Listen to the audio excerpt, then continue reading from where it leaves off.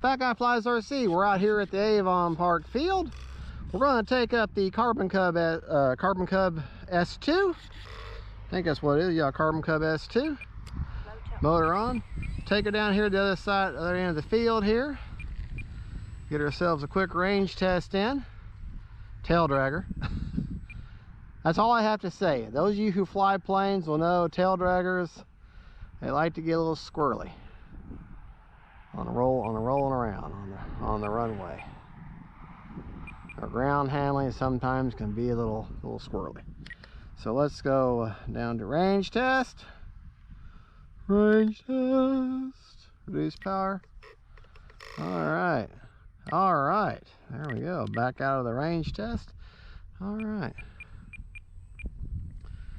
Don't need to have any flaps today because there's wind, and the wind is absolutely cross runway, so no real point worrying with it. So go either direction. All right, folks, here we go. Taking off into the wind because that's the way the wind is coming, straight for the northeast.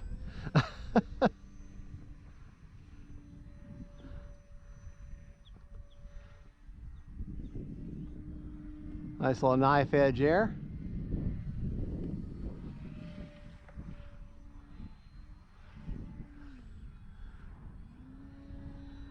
Here, let's set her up for another knife edge there. Well, this wind is pushing it back towards me. Let's get a little closer in where y'all can actually see the plane. I know everybody says you fly so far away, we can't see it. Boy, that wind is really...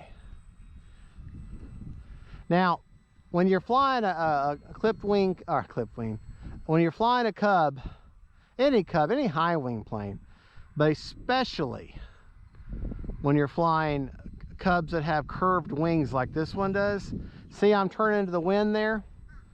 I'm trying to keep my wings as level as possible. That wind is pushing that inside wing down. Let me show you what I'm talking about. I start turning here. If I just do an aileron turn, man, that see how much that inside wing really wants to dip. So you have to be very careful. That's when, and I'm going to show you the same thing, but with the proper cub turn.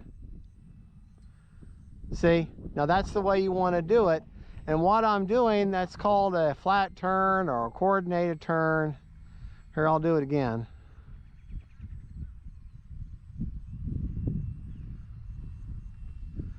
See, I'm trying to keep the wing as level as possible. That's because with that curved wing, you have less airfoil surface area on the end. And that's where a lot of your force is at that time, is on that end of that wing. So therefore, you know, it's much easier for you to tip stall. So that's why with a cub like this, I recommend really any plane, honestly, especially high wings, but I recommend learning how to turn like I'm doing right now as flat as possible if you're going to low speeds. Now, if you're like right now, I'm going to do the same situation, but I'm full throttle, okay? And see, that turned, that wing didn't dip nearly as bad. I'm going to do the same thing again. See, much more controllable because that was me. I just pushed it down. Because you got more wind, more air flowing over that control surface. But when you're slow like that, you don't have nearly as much. So you're more prone to the tip stall. So it's just better practice. Unless you're gonna go full speed or a good strong speed turn with your aileron, it's good practice to try to turn as flat as possible, like what I'm doing here. I want to put the flaps down, and we're going to do some windsurfing. Flaps are all the way down. See? And that's just giving me more lift at that wind, with that wind. So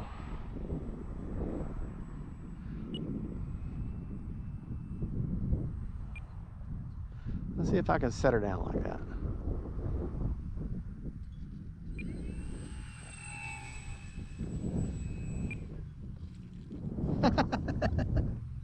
Uh-oh.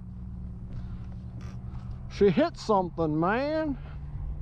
But yeah, when you're flying a cub and you're not going to take a full speed turn with your ailerons, learn to do your coordinated turn or flat turn.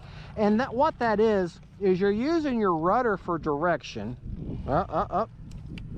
Motor off. You're using, but my hand's back here. You're using your rudder for direction, your elevator to keep your nose up, and your ailerons to keep your wings level. And you're thinking, boy, that's a lot going, and your throttle to maintain enough speed to keep your plane in the air. So your primary landing controls is throttle and rudder. But for a flat turn, you're using all four in a coordinated effort. So I'm running a 2200 3S smart Spectrum motor, just so you know. And but anyways, it's hard, but that's how it works. But it's just one of those things you just simply have to practice it. There's no way of really explaining it other than saying it's a coordinated effort between the two. You're, like I'll repeat it, your rudder for direction, throttle to keep up enough speed, and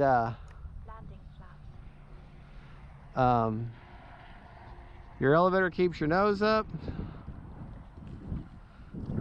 and your ailerons keep your wings level. And what you should do is, if you want to practice that, of course I always recommend on a simulator just for the muscle memory, but oh, I'm cutting up grass. Take her out, get her up high. Look at that wind. Anyways, get her up high, but not so high you can't tell what you're doing, but up at least 3 mistakes high. That's what I'm saying, 3 mistakes high. And get her up at least that high, and that way practice that. Just keep practicing it. Okay folks, well, let's motor off. Let's take her back and let's see. That was a 5-minute flight, shy 11 seconds. Okay, so what's that, 4 minutes and 49 seconds. So basically a 5-minute flight. Let's take her back and let's see what kind of life we had left in the old 2200 Spectrum Smart Lipo. All right, unplug it. And see, there's where I got the battery. Basically, you see the framework where the landing gear goes in. The front of this 2200 should be perfectly in line with the framework for the landing gear, and that's where the 2200 sits. Okay, look right here, I put these little zip on these planes, on the Park Zone Sport Cub S2 before this one and this one. These wheel pants were famous for popping off. If you just take a couple of little black, or if you can find silver, little zip ties and run them through the holes, and here's what it looks like from the outside. You really can't see them, you know. Hopefully you can see that, but right there, and I tell you, those wheel pants were not come off. But let's take that battery out of there. Now that we've unplugged that bad boy. Where's my checker? Oh, I put it in my pocket. Could have done this out there. All right, we've got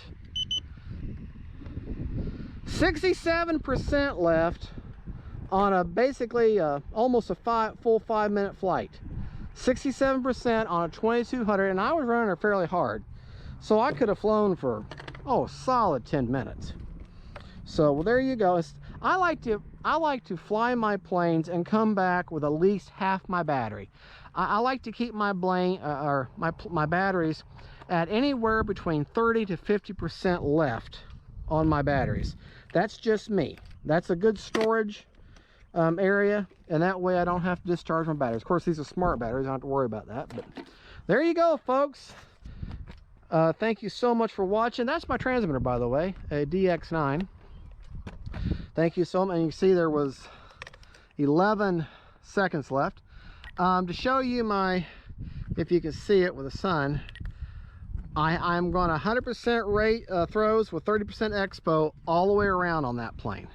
So, and I pretty much do that almost all of them. Thank you so much for watching. Don't forget to like and subscribe, and God bless y'all.